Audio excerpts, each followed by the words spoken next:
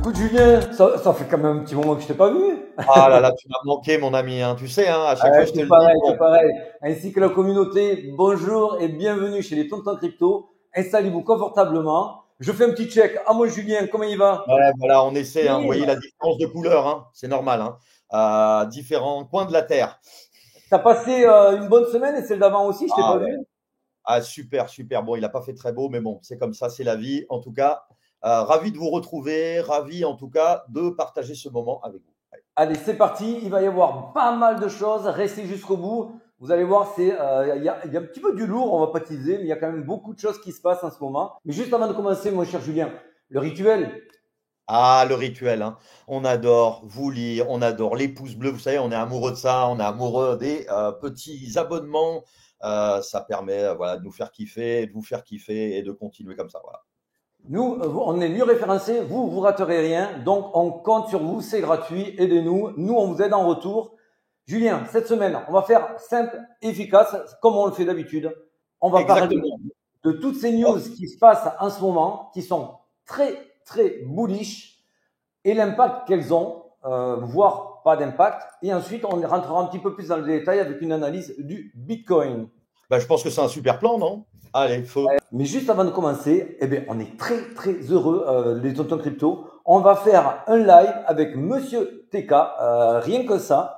Ça fait un moment qu'on se check, qu'on s'envoie des messages, on est assez raccord sur pas mal de points.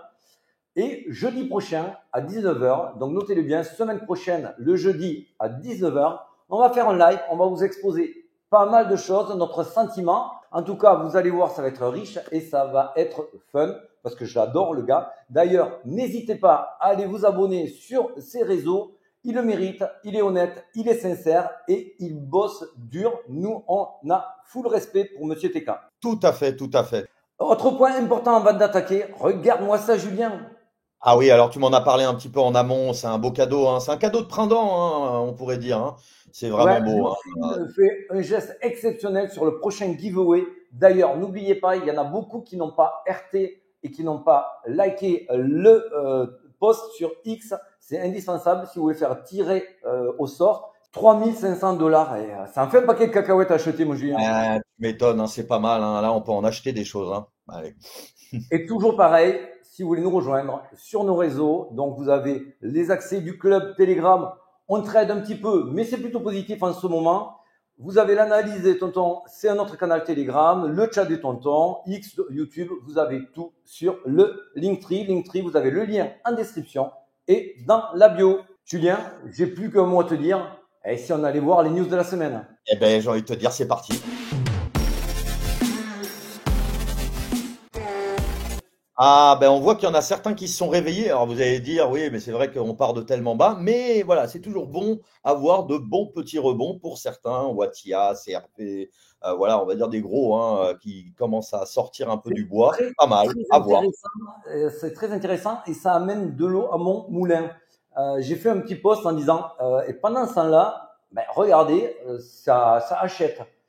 Et il y en a qui m'ont répondu, ouais, mais ça a tellement dévissé qu'on a pris moins 80%, donc ça peut remonter encore beaucoup avant qu'on s'y retrouve. C'était pas le débat.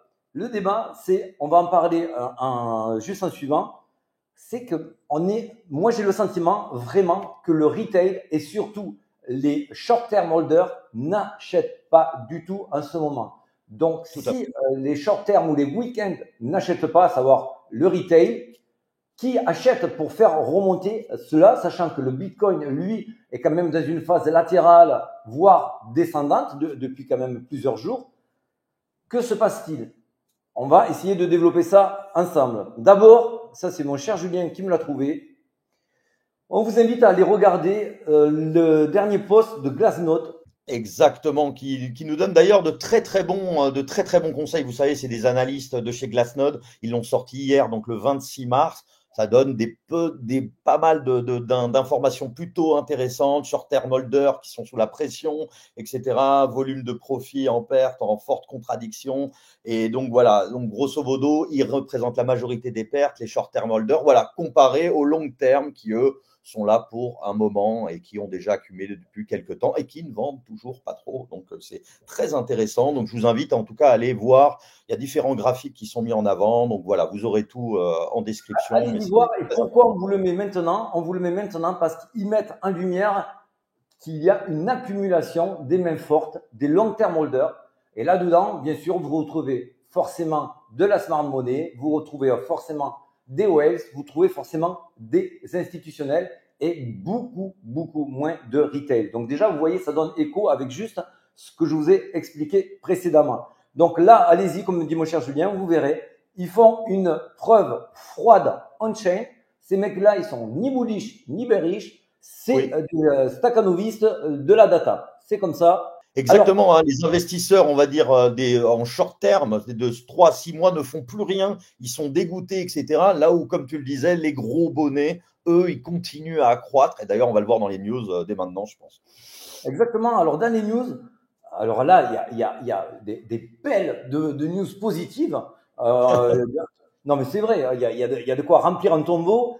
On a du Metaplanet qui achète du Bitcoin, on a des États qui achètent ou qui espèrent acheter du Bitcoin. On a des ETF qui arrivent dans tous les sens, Fidelity qui veut lancer son stablecoin, quoi, ça part dans tous les sens. Boursorama en Europe qui prépare, on ne sait trop quoi, mais en tout cas, il prépare le terrain pour que ces utilisateurs, ces millions d'utilisateurs puissent acheter de la crypto. On a Coinbase, Kraken, Robinhood qui veulent devenir des plateformes d'investissement tout en un, etc. Donc tout ça, ça se prépare, etc. Pourquoi ils le font? C'est qu'il y a aussi forcément quelque chose. Pourquoi MicroStrategy vient d'accumuler plus de 500 000 bitcoins là à jour? GameStop aussi. GameStop qui lève 1,3 milliard de dollars pour acheter, qui veut lever 1,3 milliard de dollars pour acheter du Bitcoin, qui veut un peu avoir la même stratégie que MicroStrategy, Metaplanet. Metaplanet, on a aussi dans le board, dans le conseil consultatif, Eric Trump. Voilà, tout ça, bon, vous savez, vous connaissez la musique. On en passe, vous avez tous eu ce lot de bonnes nouvelles avec Trump qui, tous les 2 jours, annonce quelque chose qui va aider la cryptosphère. Alors, pourquoi le Bitcoin n'explose pas? Et c'est ça qu'on veut montrer et qu'on veut développer aujourd'hui. Pourquoi le prix du Bitcoin consolide, baisse, stagne, comme vous voulez, mais pourquoi il n'explose pas? 2 cas de figure possibles, pas 3. 2 cas de figure possibles. Les bonnes news, quand elles arrivent en masse et qu'il n'y a pas d'impact sur le prix, c'est simple. Soit le Bitcoin arrive dans une phase de bear market, c'est-à-dire un désintéressement total. Vous pouvez faire ce que vous voulez. Donc, est-ce qu'on est en bear market? C'est le premier cas possible. Le second cas pour lequel le Bitcoin peut ne pas monter malgré ces news super bullish, c'est que c'est fait exprès qu'on maintienne ce prix sous cloche pour préparer un futur apparemment un peu plus glorieux. Donc ça, qu'on me croie ou pas sur la suite à venir, sachez qu'en tout cas, aujourd'hui, si le Bitcoin ne monte pas avec toutes ces news, c'est soit parce qu'on rentre en bear market, soit parce qu'on manipule sciemment le cours pour le maintenir sous cloche. Et maintenant, on va vous expliquer pourquoi ça peut être le second cas. Le premier cas, il n'y a rien à dire. Si on va en bear market, on va en bear market. Le second cas, pourquoi il est plus intéressant pour nous? Parce que vous remarquez que tous ces acteurs-là se précipitent tous pour ouvrir l'accès au retail, pour ouvrir l'accès au tourisme.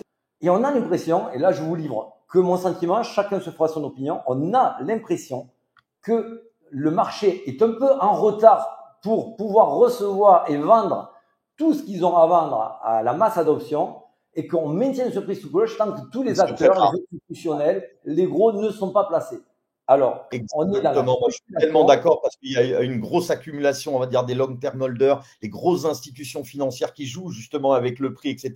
Comme tu disais, moi, je pense totalement à ça. D'ailleurs, Glassnode le dit aussi, de maintenir sous pression ce prix et avec des peu de volatilité vraiment pour vraiment se dire, bon, enfin, il n'y a plus rien à attendre, etc. Et pendant ce temps-là, les gros bonnets commencent à se préparer, préparent le terrain pour la suite.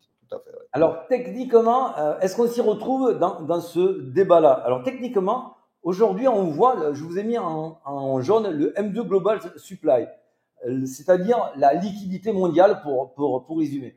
On voit toujours que le Bitcoin, avec une latence, avec un temps de retard, marque toujours le pas pour suivre cette courbe-là. Vous le voyez ici, quand ça pump ici, le Bitcoin après. Là, quand ça pump ici, le Bitcoin après. Quand ça pump ici, le Bitcoin pump après. Vous voyez, à chaque fois, on a des semaines de retard. Là, vous voyez, on est en weekly, donc on a des semaines de retard.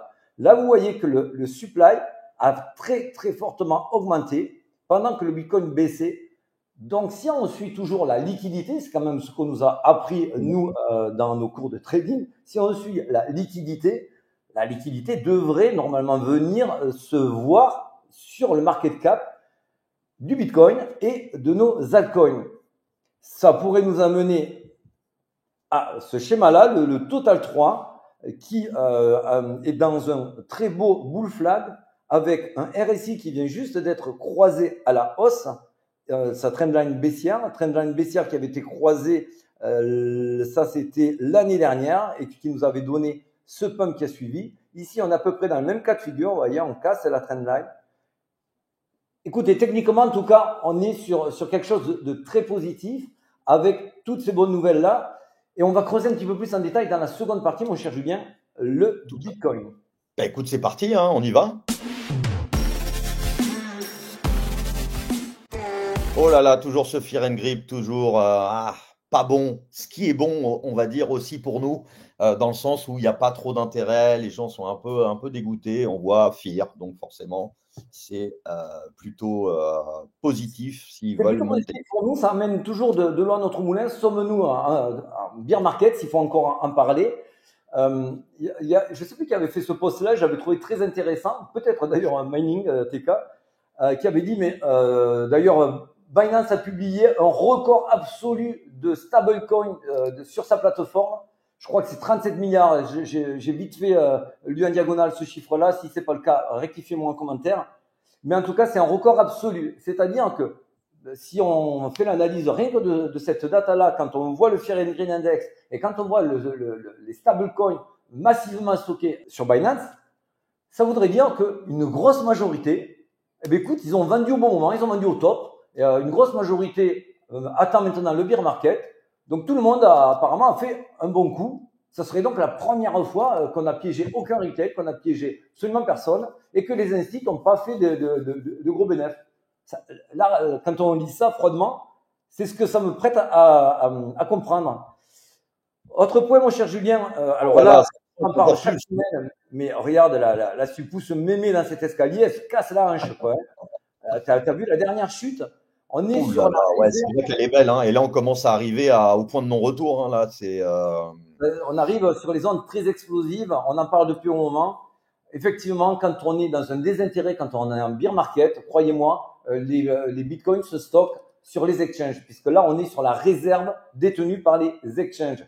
Elle ne fait que baisser, et là, elle a pris un coup de fouet méchant. On va pas revenir 1000 fois là-dessus. Vous connaissez. Exactement. Et d'ailleurs, en plus, vous pourrez aussi le lire sur Glassnode. Glassnode le dit aussi, cette stratégie connue d'une accumulation des long-term holders crée, on va dire, une restriction de l'offre pour favoriser une grosse reprise future. C'est pas moi qui le dis, c'est Glassnode. Donc voilà, c'est aussi très intéressant de voir ce graphique. Allez, je vais passer très vite là maintenant pour faire gagner du temps. Ça, vous l'avez vu sur X, on est sur le stock RSI. Vous voyez, on est en bas, on vient de croiser positif pour remonter. Est-ce qu'on va aller là? Donc, ça nous fait quand même une belle dernière jambe haussière.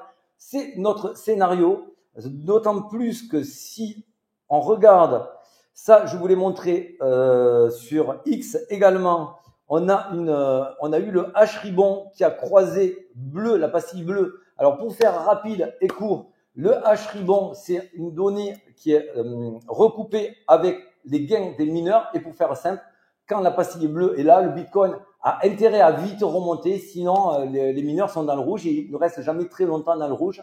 Et attention avec le H-ribbon, c'est quelque chose qui est visible. Les market makers peuvent s'en servir pour dire du coup, tout le monde pense que ça va pumper avec ce H-ribbon. Donc, on va les piéger les jours qui suivent. Et généralement, ça pump après ce fameux mini piège baissier. En tout cas, 19 fois la pastille, 19 ou 20 fois la pastille a eu lieu. 3 fois, il y a eu échec. Le reste, il y a eu des pumps super importants. Donc, moi, je joue la statistique. D'autant plus que là, le RSI en daily, on vient de croiser la trendline, on vient de break out la trendline baissière. Donc, qui me donne aussi un impact quand même vers le nord. Donc, ça nous amène, je fais très vite. Voyons, on vous présente ça depuis plusieurs semaines. Ça nous amène le choix de distribution, choix réaccumulation. Pour l'instant, il n'y a pas photo. Je reste sur mon schéma réaccumulation. On le suit, le trait. Évidemment, c'est pas très grave si on refait des hésitations, voire si on refait un test, un cric ici. Ça arrive souvent dans les réaccumulations. Pas de panique. Pour moi, ce cas, je ne veux pas qu'on retouche le plus bas, 76 000. Ça reste pour moi une data clé et invalidante. Alors, on va me dire… Il y a du monde, hein, à aller Il y a liquider. du monde au-dessus, il y a du monde au-dessous. On se croirait dans une auberge espagnole. Donc, là, on est sur les liquidités. Et oui, il y a beaucoup de liquidités à aller chercher au sud et tout autant, voire plus au nord. Allons-nous à faire un dernier crochet au sud en mode remontée au nord? Les tontons crypto ne peuvent pas vous le garantir. En revanche, ce que je peux vous assurer, c'est qu'on se rapproche de plus en plus de ce schéma-là qui avait eu lieu début 2023 jusqu'à début 2024, à savoir tout le monde, et là je dis bien, sauf les tontons et certains, j'ai pas checké les autres, nous on vous disait, on est dans phase rallye pré-bull run, donc ne vous attendez pas à venir récupérer toutes ces liquidités-là en vert, on va les laisser de côté, et c'est pour ça qu'il y en a beaucoup qui sont passés à côté, pensant qu'on allait récupérer ces énormes FFG, ces énormes liquidités qu'on a laissées. Parce qu'à un moment donné, quand le train part, balèque des liquidités. Les liquidités se déplacent, tout comme vous déplacez vos stop loss. Donc, à un moment donné, quand l'intérêt du marché est plus d'aller au nord, de piéger tous ceux qui sont restés au sud, il ira. Est-ce que ça veut dire que c'est maintenant?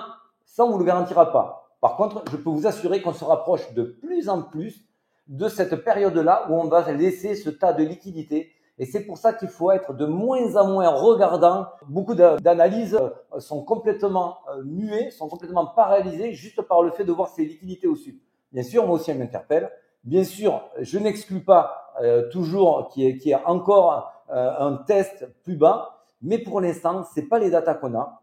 Là, pour l'instant, on doit s'affranchir de cette trendline baissière pour réellement se dire, vas-y, là maintenant, tonton, on est dans le bon train, le train est parti. Vous voyez, il y a eu 1, 2, 3, 4 retests de cette trendline. Ici, on est sur le 5e retest. Tant qu'on ne s'affranchit pas de cette trendline-là, on peut aller chercher ici un gap à 84 700 et toutes ces liquidités qu'on a là, là et là, avec un point bas possible à 79 000, je ne veux pas le voir plus bas. Donc tout ça, c'est possible. Là, on ne va pas jouer les médiums, c'est un cas de figure possible. Mais, comme je vous l'ai dit précédemment, il faut être prêt aussi à ce qu'à un moment donné, on n'y aille pas, pour les raisons que je vous ai citées juste avant. Là, il faudrait retest, il faut que la barre, là, ça soit support, ça devienne support. Donc là, si on passe sur du court terme, on peut se rendre compte en 4 heures qu'on est sur un très beau triangle, un fanion, comme certains peuvent l'appeler. On voit qu'on est sur une divergence haussière cachée ici, que vous avez là. Par contre, il faut là aussi casser ce RSI, cette trendline, pour aller au nord et enfin casser ici la majeure trendline long terme pour vraiment s'affranchir de cette résistance-là. Alors oui, on peut avoir un fake, je vous l'ai dit, ici il y a un OB, il y a de la fair value gap, là on est sur du terme technique, il y a des liquidités à apprendre, donc pour moi pas de panique si on y va. J'aimerais qu'on le prenne tout le monde de court parce qu'à un moment donné, c'est ce qui va se produire pour vraiment faire un petit rebond ici et repartir directement au nord. Les targets pour le nord, moi c'est du 91 à 93 000, là on mettrait le pied, le doigt dans un engrenage parce qu'il y aurait des liquidations en cascade et là on pourrait commencer à savourer le champagne. En tout cas, si on regarde là toujours l'order flow, il est plutôt à l'avantage d'une reprise haussière, même si vous voyez que là on est parti pour creuser un petit peu sur les 86 500. Ce n'est pas grave si c'est le cas. Moi, je reste très positif par rapport à ces news que je viens de vous présenter. Julien, t'en penses quoi de ton côté? Ah, mais moi, je trouve que c'est très, très bien. Justement, j'aime bien cette période un petit peu de latence, voilà, où on fait un peu douter les gens, elle les longue, etc. Ça, on vous l'avait appris aussi avec le Composite Man, qui adore justement, parce qu'un grand trader, on va dire, moi, j'en suis pas un, mais voilà, ils sont très contents de faire patienter, de faire justement craquer les gens, c'est le but. Donc, voilà, écoute, quoi de plus? Voilà, moi j'ai tout dit. Je suis assez positif pour les jours à venir. Je vous le redis, restez prudents quand même. Bien Je vous sûr. l'ai expliqué, il y a beaucoup de liquidités vraiment à très court terme à les récupérer. Celles-ci, on peut aller les prendre très simplement sans aller en dessous des 70 000. Donc, je reste confiant. Julien aussi. Bref, j'ai tout dit. Hein. Puis je vais aller voir si mamie n'est vraiment pas tombée dans le On piège. va en tout cas remercier tout le monde. En tout cas, merci de nous avoir suivis, les gars. Et on se dit à la semaine prochaine. Moi, Alex, hein, fais À la semaine attention à prochaine, toi. Julien. Des bisous à la commune. À tout de suite sur Telegram. Ciao, ciao les gars. Bye. Ciao.